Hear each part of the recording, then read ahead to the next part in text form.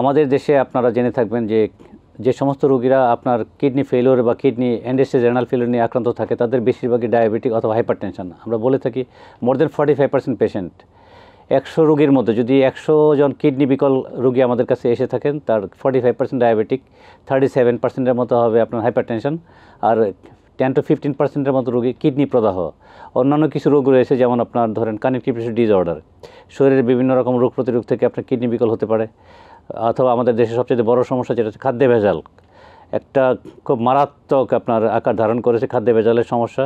আর একটা হচ্ছে যে আপনার যে আমরা ড্রাগস ইউজ করি, বিভিন্ন রকম পেন কিলার, অ্যান্টিবায়োটিক্স যত্র যেমনি তেমনি ইউজ করি, সেটা ঠিক না। এই ওষুধের আপনার যথেষ্ট ব্যবহারের কারণে কিডনি বিকল হতে পারে। আরেকটা আমাদের দেশের সবচেয়ে বড় সমস্যা হচ্ছে যে আপনার ডায়রিয়া প্রকোপ এলাকা, আমাদের খুব ইজিলি আপনার ইনফেক্টিভ ডায়রিয়া হয়ে থাকে। এই ডায়রিয়ার কারণে পানি শূন্যতা দেখা দিলে আমাদের কিডনি বিকল হতে পারে। সেখানে অ্যাকিউট টিউবুলার নেক্রোসিস হয়ে অ্যাকিউট ইন্টেস্টাইনাল নেফ্রাইটিস হয়ে আমাদের আলটিমেটলি কিডনি বিকল হতে পারে। ডায়াবেটিসের কারণে কিডনি বিকল হতে পারে, ব্লাড প্রেশারের কারণে বিকল হতে পারে। আর একটা বললাম যে গ্লোমেরুলার নেফ্রাইটিসের কারণে বিকল হতে পারে। কাজে কিডনি বিকল রোগীদের আপনার আসলে চিকিৎসা নেওয়ার ক্ষেত্রে তার আগে যে সমস্ত সাইন সিমটম দেখে আপনারা বুঝতে পারবেন যে এই সমস্ত রোগী কিডনিতে আক্রান্ত হচ্ছে ধীরে ধীরে। যেমন ডায়াবেটিস রোগীদের বেলায় প্রথম দিকে দেখা যাবে একটু একটু হাত পা ফুলে যাচ্ছে, মুখ ফুলে যাচ্ছে, ক্ষুধামন্দা ভাব হচ্ছে একটু একটু, প্রস্রাবের পরিমাণ কমে যাচ্ছে। তারপরে যারা ডায়াবেটিকের পাশাপাশি হাইপারটেনসিভ, তাদের ব্লাড প্রেশার আনকন্ট্রোল থাকে, উচ্চ রক্তচাপের কারণে দেখা যায় অনেক সময় আপনার তাদের সাডেনলি কিডনি বিকল হয়ে যায়। ডায়াবেটিসের কারণে তো হয়ই, পাশাপাশি উচ্চ রক্তের কারণে বিকল হতে পারে। এবং ডায়াবেটিক পেশেন্ট যারা রয়েছেন তাদের আর একটা প্রবণতা থাকে, এরা সাধারণত বার্ধক্যের পেশেন্ট বেশিরভাগই দেখা যায় 50 ইয়ার্সের বেশি থাকে, তাদের আবার প্রস্রাবে ইনফেকশন সংক্রমণ হওয়ার একটা সম্ভাবনা বেশি থেকে যায়। কাজেই এই ডায়াবেটিক পেশেন্টদের বেলায় টাইমলি প্রপারলি যে সমস্ত যাদের সাইন সিমটম থাকে, বারবার প্রস্রাব হওয়া বা হাত পা ফুলে যাওয়া, মুখ ফুলে যাওয়া, ক্ষুধামন্দা, এদের অবশ্যই প্রাথমিকভাবে কিছু কিছু পরীক্ষা 6 মান্থলি বা 3 মান্থলি আপনার করা উচিত। একটা হচ্ছে আমরা বলি ইউরিন আরএমই, সিম্পল একটা টেস্ট, মাত্র 50 থেকে 100 টাকার মধ্যে করা পসিবল। তারপর সেরাম ক্রিয়েটিন লেভেল, এটাও 2 থেকে 300 টাকার মতো লাগে। তারপরে একটা simple ultrasonography of the cubic করে আমরা ডায়াগনোসিস করতে পারি। সেরাম ক্রিয়েটিন লেভেল দেখে আমরা আইডেন্টিফাই করতে পারি যে হ্যাঁ সেই ধরনের কিডনি রোগে আক্রান্ত হতে যাচ্ছে। পাশাপাশি হচ্ছে তার হিমোগ্লোবিন লেভেল দেখে, কিডনি রোগীতে যারা কিডনি রোগে আক্রান্ত হন তাদের বেশিরভাগই দেখা যায় আপনার হিমোগ্লোবিন কমে যাওয়ার একটা প্রবণতা থাকে। কাজে এই সমস্যাগুলো যখন একটু একটু দেখা দিবে তখন আমরা পরামর্শ করি যে অবশ্যই আপনি নিকটস্থ কোনো কিডনি বিশেষজ্ঞের সাথে কথা বলবেন, তার পরামর্শ অনুযায়ী ব্লাড প্রেশার কন্ট্রোল করার চেষ্টা করবেন এবং তার পরামর্শ অনুযায়ী ব্লাড সুগার কন্ট্রোল করার চেষ্টা করবেন। আপনি নিজে নিজে কোনো ডিসিশন নিতে যাবেন না।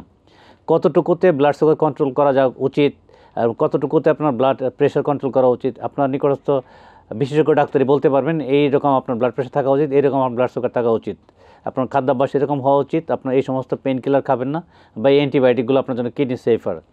আর যে সমস্ত খাবারগুলোতে আপনার ভেজাল রয়েছে আমরা মেনশন করে দিই, এই ভেজাল খাবারগুলো খাবেন না।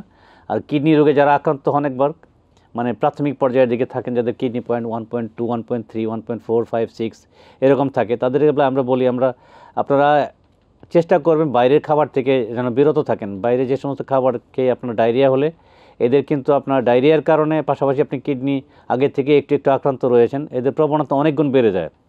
যারা ডায়াবেটিস আক্রান্ত হয়েছেন, ব্লাড প্রেশার আক্রান্ত হয়েছেন, এরা যদি বাইরের খাবার দাবার খেয়ে কখনো ডায়রিয়া আক্রান্ত হন তাদের আপনার কিডনি বিকল হওয়ার সম্ভাবনা অনেক গুণ বেড়ে যায়। কাজে বাইরের খাবার দাবার পরিহার করবেন। বাসায় যে খাবার দাবার খাবেন সেই খাবার অবশ্যই আপনার বাসি খাবার খাওয়া যাবে না। যদি কোনো খাবার খেতে হয় অবশ্যই গরম খাবার খাওয়ার চেষ্টা করবেন। আর কিডনিতে একবার আক্রান্ত হয়ে যাওয়ার পর আপনি চেষ্টা করবেন যে আপনার খাবার দাবারের পরিবর্তনের পাশাপাশি যে সমস্ত ড্রাগস আপনি খাচ্ছেন সেই ড্রাগসগুলো আপনি কিডনি বান্ধব কিনা, কিডনি ফ্রেন্ডলি কিনা এটা আইডেন্টিফাই করার চেষ্টা করবেন এবং জানার চেষ্টা করবেন আপনার বিশেষজ্ঞর কাছ থেকে। পাশাপাশি হচ্ছে যে সমস্ত রোগী যাদের অ্যাডভান্স ক্রিয়েটিন লেভেল বেড়ে গেছে তাদের বেলা আমরা স্পেশালিস্টে কিছু কিছু মেডিসিন আলাদা দিয়ে থাকি কিডনি পয়েন্ট কমানোর জন্য। যদি ইউরিনারি ট্র্যাক্ট ইনফেকশনের কারণে কিডনি বিকল হয়ে গিয়ে থাকে, হয়তো ধরেন কারো কিডনি পয়েন্ট 1.6, 7, 8 বা 2 ছিল, হঠাৎ করে দেখা গেলো যে এদের কিডনি পয়েন্ট বেড়ে গেল আপনার 3, 4 বা 5-এ চলে গেছে, ধারণা করতে পারে যে এদের হয়তো বা কোনো কারণে একটা ইনফেকশনের কারণে কিডনি পয়েন্টে বেড়ে গিয়েছে অথবা ডায়রিয়ার কারণে বেড়ে গিয়ে থাকতে পারে। কাজে ওগুলো ইমিডিয়েটলি ইভালুয়েট করতে হবে। যে ইনফেকশন যদি থাকে তাকে অ্যাপ্রোপ্রিয়েটলি টাইমলি ট্রিট করতে হবে, তাহলে কিডনি ফাংশন আগের অবস্থায় ফিরিয়ে আনা সম্ভব। আদারওয়াইজ যদি এটা লং লাস্টিং হয় অথবা দীর্ঘস্থায়ী হয় তাহলে কিন্তু আপনার কিডনি পার্মানেন্টলি বিকল হয়ে যাবে। আর বিকল হয়ে যাওয়া সেই কিডনির ট্রিটমেন্ট কিন্তু দুইটা, একটা হচ্ছে এদের কিডনি পাল্টানো লাগবে অথবা আপনাকে ডায়ালিসিসের উপর নির্ভর করে চলতে হবে। কিডনি পাল্টানো আমাদের দেশে সবেমাত্র শুরু হয়েছে ক্যাডাভারি ট্রান্সপ্লান্টেশন। রেসপন্স অত্যন্ত ভালো, সুন্দর। আপনারা জেনে থাকবেন সারা ইসলাম নামে একটা মেয়ে আমাদের কিডনি দান করেছেন, সেই তার কিডনি এবং তার চক্ষু আপনার কর্নিয়া নিয়ে আমরা ট্রান্সপ্লান্ট করতে পেরেছি। 2টি কিডনি রোগীকে আমরা 2 জায়গায় কিডনি প্রতিস্থাপন করতে পেরেছি এবং 2জন চোখের অন্ধত্ব গুছাইতে পেরেছি, আমরা 2জনকে কর্নিয়া ডোনেট করতে পেরেছি। কাজেই একজন আপনার ব্রেন ডেথ রোগীর কাছ থেকে আমরা 4টা রোগীকে অ্যাট এ টাইম ট্রিটমেন্ট করতে পেরেছি, 2জন কিডনি রোগী এবং 2জন চোখের রোগী।